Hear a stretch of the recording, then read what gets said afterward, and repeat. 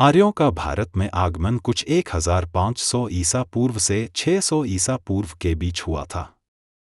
वे आस्तिक थे और वेदों के प्रथम शिक्षा गुरु थे। आधुनिक भारत के वर्तमान रूप के लिए आर्यों का आगमन एक ऐसी घटना थी जो भारतीय इतिहास में एक महत्वपूर्ण घटना है। आर्यों के आगमन के बारे में विभिन्न अध्ययनों और अनुसंधानों से पता चलता है कि वे केंद्रीय एशिया से आए थे। वे आज के उत्तर प्रदेश, हरियाणा, पंजाब और राजस्थान जैसे कुछ भागों में आवास करते थे। आर्य शब्द शुद्ध रक्त और शुद्ध संस्कृति को दर्शाता है।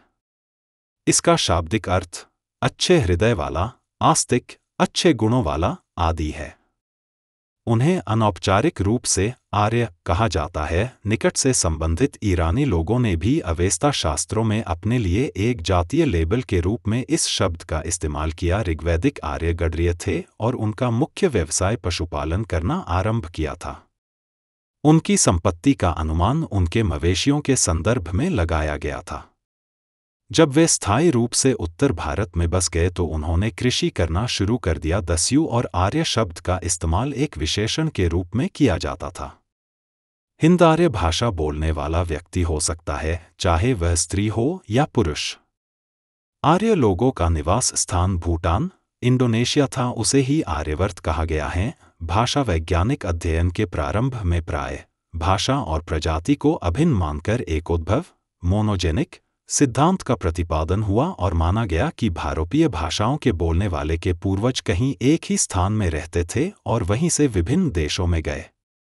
जबकि भारत से बाहर गए आर्यन के निशान कभी ऑस्ट्रिया हंगरी, कभी जर्मनी, कभी स्वीडन, नॉर्वे और आज दक्षिण रूस के घास के मैदानों में ढूंढी जात है। कुछ लोगों ने परंपरा और अनुश्रुति के अनुसार मध्यदेश, स्थूण, स्थानवीश्वर तथा कजंगल, राजमहल की पहाड़ियां और हिमालय तथा विंध्य के बीच का प्रदेश अथवा आर्यावर्त, उत्तर भारत ही आर्यों की आदिभूमि माना है। पौराणिक परंपरा से विच्छिन्न केवल ऋग्वेद के आधार पर कुछ विद्वानों ने सप्तसिंधु, सीमांत, उत्तर भारत एवं पंजाब, बिहार को आर्यों की आदिभूमि माना है। लोकमान्य बाल गंगाधर तिलक ने ऋग्वेद में वर्णित दीर्घ अहोरात्र, प्रलंबित उषा आदि के आधार पर आर्यों की मूल भूमि को ध्रुव प्रदेश में माना था।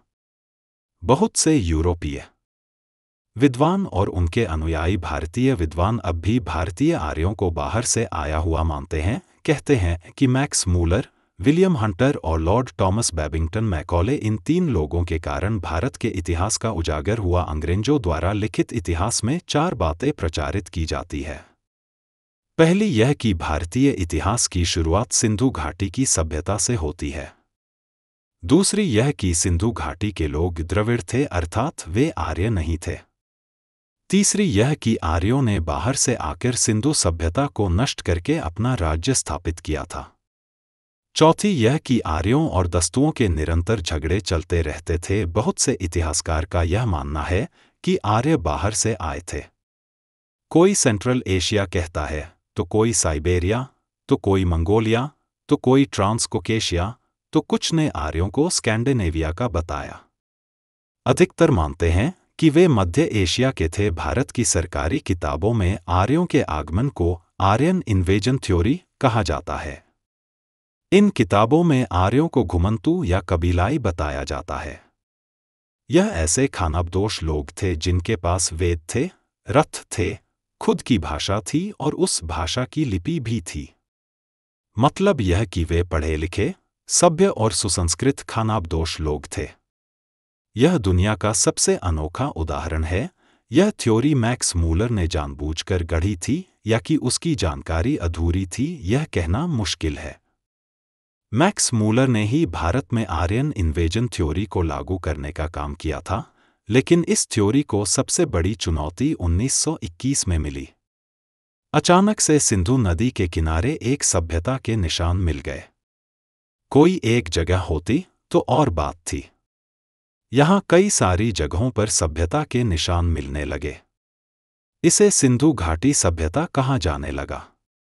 ऐसे में मैक्स मूलर की आर्यन इन्वेजन थ्योरी समक्ष सवाल यह खड़ा हो गया कि यदि इस सिंधु सभ्यता को आर्य सभ्यता मान लिया जाए तो फिर थ्योरी का क्या होगा। ऐसे में फिर इतिहासकारों का मानना है कि सिंधु लोग द्रविड़ थे और वैदिक लोग आर्य थे। सिंधु सभ्यता आर्यों के आगमन के पहले की है और आर्यों ने आकर इस नष्ट कर दिया। संभवतः विदेशी और उनके भारतीय अनुसरणकर्ताओं के लिए यह समझना मुश्किल रहा होगा कि सिंधु घाटी की सभ्यता तो विश्वस्तरीय शहरी सभ्यता थी, इससे पूर्व तो पश्चिमी सभ्यता के पास ऐसे नगर नहीं थे। इस सभ्यता के पास टाउन प्लानिंग का ज्ञान कहाँ से आया और उन्होंने स्विमिंग पूल बनाने की तकनीक कैसे सीखी, वह भी ऐसे समय जबकि ग्रीस, रोम और एथेंस का नामोनिशान भी नहीं था। संभवतः यही सोचकर यह प्रचारित किया गया होगा कि यह वैदिक सभ्यता के नगर नहीं है, या तो द्रविड़ सभ्यता के नगर है। सिंधु या कहें कि द्रविड़ सभ्यता और वैदिक सभ्यता दोनों अलग अलग सभ्यता है। सिंधु लोग द्रविड़ थे और वैदिक लोग आर्य। आर्य तो बाहर से ही आए थे और उनका काल सिंधु सभ्यता के बाद का काल है। इस थ्योरी को भी भारतीय आर्यन इन्वेजन थ्योरी की तरह मान जाता है। अगर आपको हमारी ये वीडियो अच्छी लगी हो तो इस वीडियो को लाइक कीजिए, कमेंट कीजिए और हमारा चैनल सब्सक्राइब करना ना भूले।